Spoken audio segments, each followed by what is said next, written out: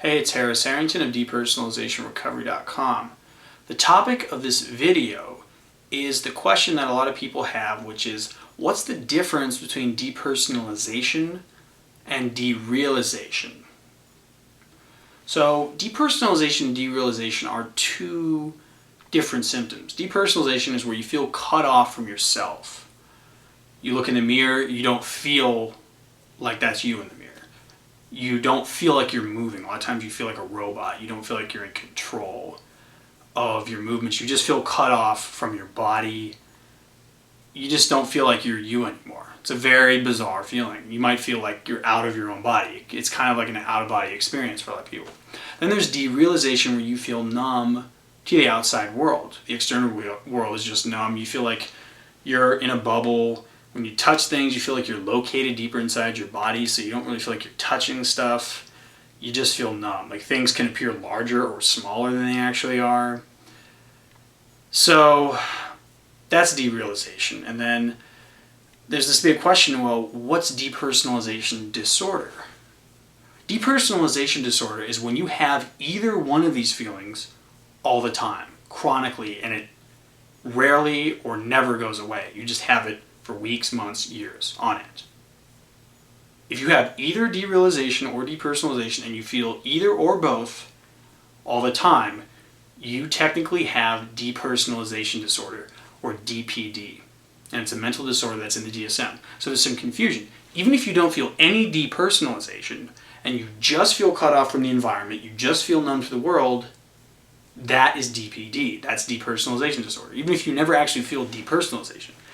That's how it's classified. Okay.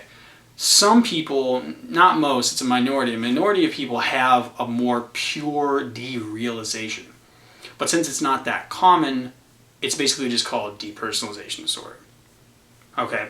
Now, if you have either one of these symptoms, DP or DR, and they only occur for a short period of time, like for a couple hours and then it goes away, then you actually don't have depersonalization disorder. What you have is temporary, most likely just stress-induced depersonalization or derealization. But if you've had this for weeks, you've got the disorder. You've got DPD. Okay. So they're the same disorder. It's the same disorder. Derealization that's felt chronically is depersonalization disorder. And I know there can be confusion about that, but that's just how it is. That's how it is. You look in the DSM, that's how it's classified, at least the DSM-4. So I hope that video kind of clarifies this issue. It's really that simple. Derealization that's felt all the time is part of depersonalization disorder. It's basically an umbrella term that encompasses both. And they basically deserve the same treatment. So I've got a program on Depersonalizationrecovery.com called the Total Integration Method, and it treats both feelings. Both feelings are caused by the same thing. Traumatic events in your past, coming from a dysfunctional family, having stressful relationships, distorted thinking in the present. The causes are the same, and the remedy to derealization and depersonalization is the same. Okay.